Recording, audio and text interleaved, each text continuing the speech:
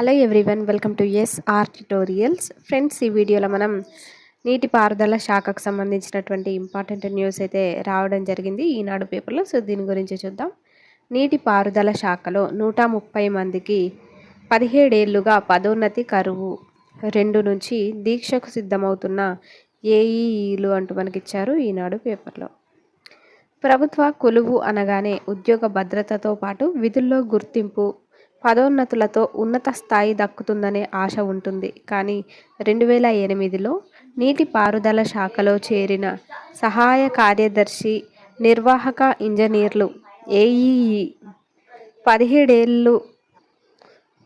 ఏళ్ళు గడిచినా ఇప్పటికీ అదే పోస్టులో కొనసాగుతున్నారు. వాస్తవానికి పబ్లిక్ సర్వీస్ కమిషన్ పరీక్ష ద్వారా 533 మంది ఏఈఈలు ఎంపికయ్యారు. వారిలో ఖాళీల వారీగా 403 మందికి పదోన్నతి కల్పించారు. కానీ 130 మందికి మాత్రం దక్కడం లేదు. వీరిలో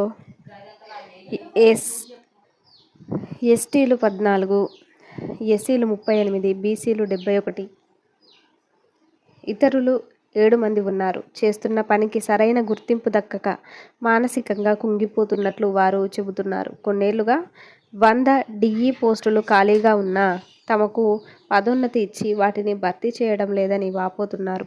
జోన్ వారీగా మెరిట్ జాబితా ఉందని, ఎటువంటి న్యాయపరమైన సమస్యలు కూడా లేవని, కేవలం తమపై దృష్టి సారించే వారే కరువయ్యారని ఈనాడుకు తెలిపారు. హైదరాబాద్లోని జలసౌధలో గురువారం ఈఎన్సీ అనిల్ కుమార్తో పాటు ఇతర అధికారులను కలిసి వారు మరోమారు తమ బాధను వ్యక్తం చేశారు. సమస్యను పరిష్కరించకపోతే ఏప్రిల్ 2వ తేదీన జలసౌధ ఎదుట దీక్ష చేస్తామని స్పష్టం చేశారు.